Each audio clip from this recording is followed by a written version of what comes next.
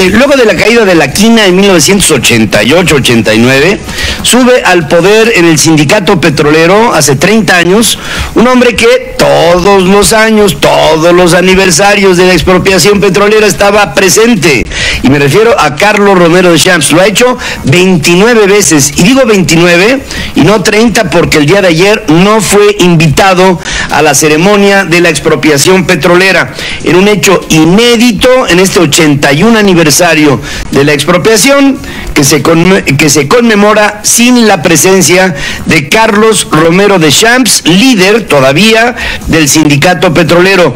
No se invitó a dirigentes de sindicatos, confirma la vocería de la presidencia. En días pasados, el ex senador fue denunciado penalmente por el presunto desvío de recursos de los trabajadores de Petróleos Mexicanos. Se le acusa de muchas cosas, entre ellas de ser el líder del huachicoleo. De esto no se ha hablado ahora que se entabló esta guerra en contra de quienes se roban el petróleo, pero es un hecho que Carlos Romero de Champs, hay ausencias que hablan más que una presencia. Y ayer la ausencia de Romero de Champs fue algo que aquí en Central FM vimos como sintomática. Aunque, Pedro, también hay que reconocer que la declaración del vocero Jesús Ramírez de la Presidencia de la República, cuando se le pregunta por qué no está Carlos Romero de Champs, quien siempre estaba casi sentado a la derecha de los diversos presidentes, Jesús Ramírez, tímido, muy cauto, solamente dijo, no se invitó a ningún sindicato. Hazme el favor. ¿Qué forma de diluir algo tan importante como es? Porque, sí, pues no se invitó al líder del sindicato de los ferrocarrileros, ¿verdad? Y tampoco se invitó al sindicato de los líderes de metalúrgicos o mineros, como el caso del consentido del presidente Napoleón Gómez Urrutia. No se invitó al líder del sindicato petrolero, porque si hablamos de no se invitó a ningún líder sindical, pues sí está el de los alijadores, ¿no? Pero eso no tiene nada que ver con Petróleos Mexicanos. No se invitó, señor vocero, no se invitó a Carlos Romero de Champs, y esto es por algo. No trate usted de minimizar algo tan importante como esto. El presidente de la República presumió que su elección como presidente de México fue como un milagro que detuvo el deterioro de la industria petrolera. En Hidalgo alardeó de que su gobierno no solamente va a rescatar a la industria, sino que la convertirá en una palanca para el desarrollo. Sentenció que ha llegado el fin de la corrupción en Pemex. Hemos hecho el compromiso de que vamos a rescatar de nuevo a la industria petrolera nacional. No les dio tiempo de llevarse todo. El tono, me preocupa el tono del presidente, ya es un tono un tanto mesiánico.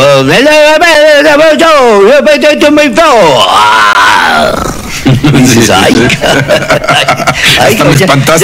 ya no sabemos si habla o ruge, pero eso se lo dejo al Popocatépetl.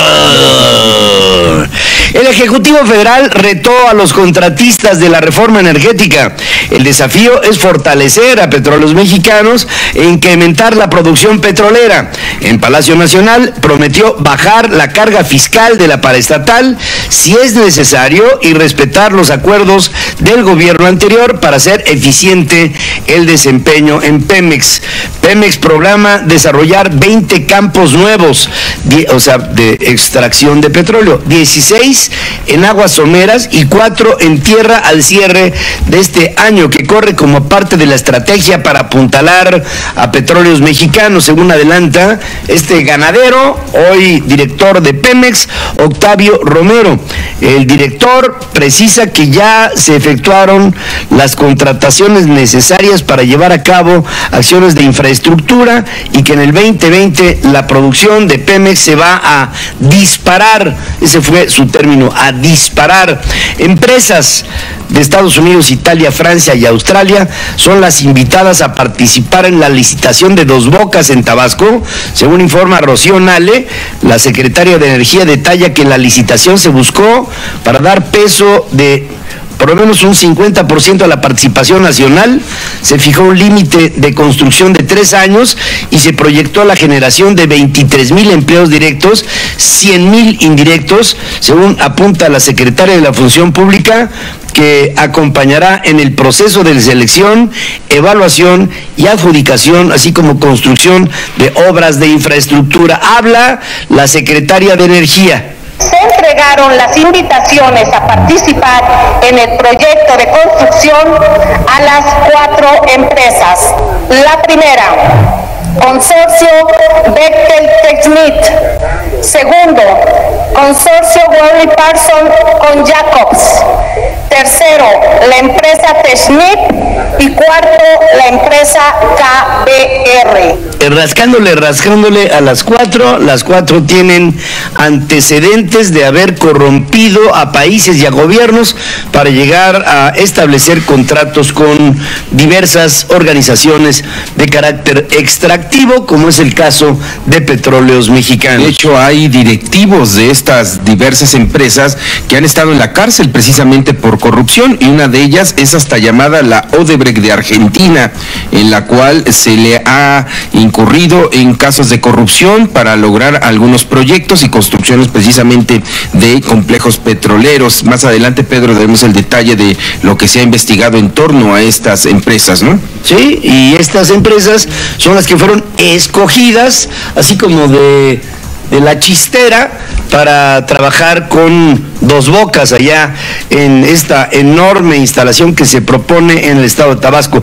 Es necesario dar autonomía presupuestal a Pemex e invertir en exploración y explotación para evitar una caída más profunda de la producción petrolera, que apenas es de 1,5 millones de barriles diarios, según recomendó Cuauhtémoc Cárdenas, ex candidato a la presidencia, luego de colocar una ofrenda floral en el recinto funerario dedicado a su padre en el Monumento a la Revolución por la conmemoración de este 81 aniversario de la expropiación petrolera. El Partido Acción Nacional lanzó una alerta internacional para denunciar que el presidente de México se quiere perpetuar en el poder. A través de un video difundido en redes sociales, Marco Cortés, presidente panista, asegura que con la aprobación de la revocación de mandato, Morena camina hacia su propósito: sufragio efectivo, no reelección, pero pues en este caso es sí reelección, que es lo que proponen. Para que la revocación de mandato pueda ser legítima, debe cumplir con 3 aspectos fundamentales. Primero, tiene que ser solicitada por los ciudadanos o por la oposición. Tiene que ser en la fecha, que no concurra con otros procesos electorales. Y su único objetivo debe ser ponerle fin al periodo constitucional para el que fue electo el presidente. Entonces, lo que se aprobó no es un derecho ciudadano, sino que se aprobó una potestad del presidente y la intención de que Morena pueda perpetuarse en el poder. En este momento, en la mañanera, el presidente de la República está firmando el documento en el que se compromete a no entrar en un proceso de reelección. Sí, lo está leyendo el texto. Vamos a escuchar al presidente de la República. A ese cargo reiteré tal compromiso. Así, a mediados de mi mandato, en 2021, se deberá llevar a cabo una consulta para preguntar a los ciudadanos si quieren que continúe gobernando o que renuncie. Ciertamente, fui elegido para ejercer la presidencia durante un sexenio, pero según nuestra Carta Magna, el pueblo tiene en todo momento el derecho de cambiar la forma de su gobierno, es decir, el pueblo pone y el pueblo quita. Para cumplir este compromiso envié al Congreso una iniciativa de reforma constitucional para llevar a la práctica este mecanismo de democracia participativa. Sin embargo, mis adversarios políticos, los conservadores, que creen que soy como ellos, porque su verdadera doctrina es la hipocresía, vociferan que la propuesta de someterme a la revocación del mandato encubre la intención de reelegirme en el 2024. Hasta ahí llegamos y el presidente dice que los conservadores son los que han inventado esta historia de que con la consulta de revocación de mandato lo que el presidente estaría buscando sería perpetuarse en el poder.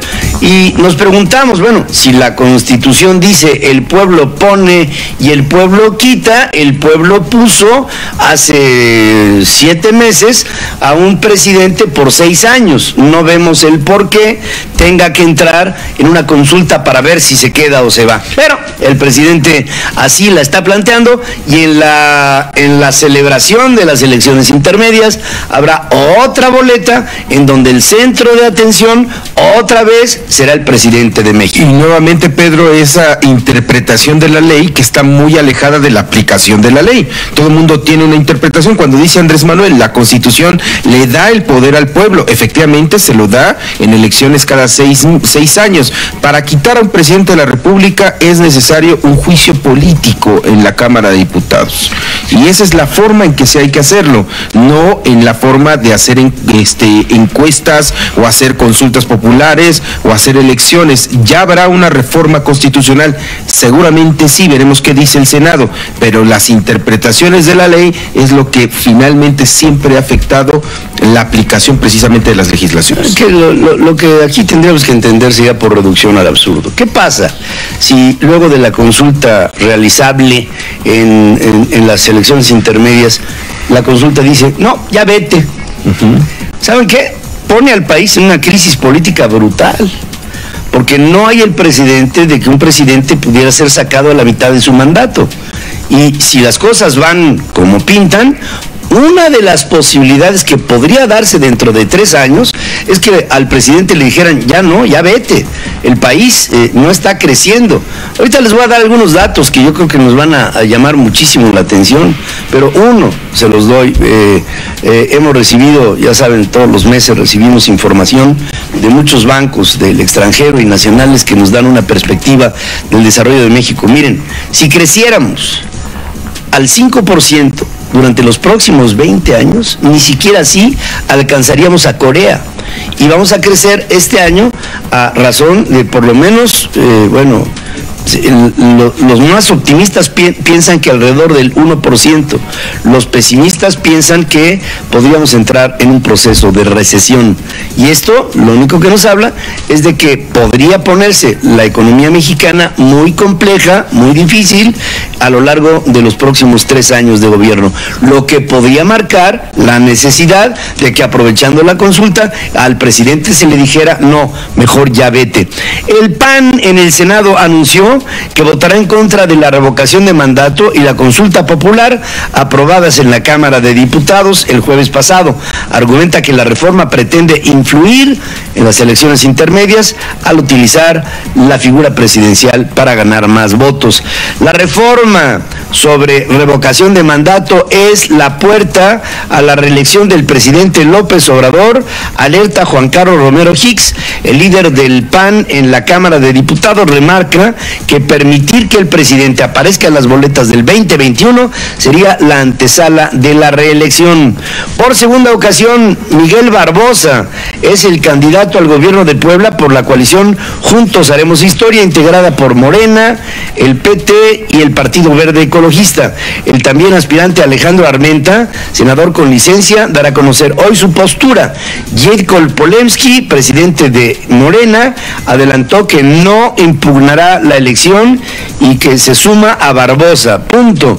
Y con esto este hombre, encantado de la vida de tener una segunda oportunidad en menos de 8 meses, se lanza como otra vez aspirante de Morena al gobierno poblano. Esta semana se dictaminará la reforma constitucional en materia educativa, según dice Mario Delgado, el coordinador de Morena en la Cámara de Diputados. Dice que se espera que sea por amplio consenso porque se ha trabajado mucho para todo esto.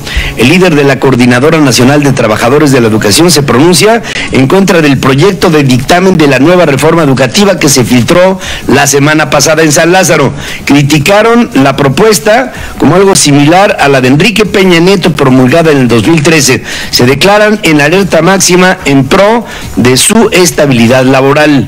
Luego de paralizar ilegalmente las 3 siderúrgicas locales hasta forzar su cierre definitivo, Napoleón Gómez Urrutia, líder minero y senador de Morena, buscará hoy la intervención del gobierno federal para revertir la decisión de las compañías. Este hombre, Napoleón Gómez Urrutia, nada más vino a México a agitar las aguas. El hombre se manifiesta, dice que hay una campaña de desprestigio en su contra. Yo creo que el líder de la campaña del desprestigio en contra de Napoleón Gómez Urrutia es, y les voy a dar el nombre completo, Napoleón Gómez Urrutia. Él es el autor de lo que hoy es su desprestigio. Hay que recordar que en todos los eventos de Andrés Manuel López Obrador, los primeros que llegaban a apoyar desde horas antes eran grupos de mineros que estaban siempre en los eventos de Andrés Manuel, con lo cual ya veías una alianza importante entre este líder sindical y Andrés Manuel López Obrador. Como ayer lo decíamos, Pedro, hoy quizá el hombre más protegido por parte de Andrés Manuel López Obrador es Napoleón Gómez Urrutia. Hará y va a hacer y deshacer todo lo que él quiera, porque tiene la encomienda de Morena y del presidente de hacer una nueva Confederación Obrera de Trabajadores para restarle a la priista CTM ya todo el poder.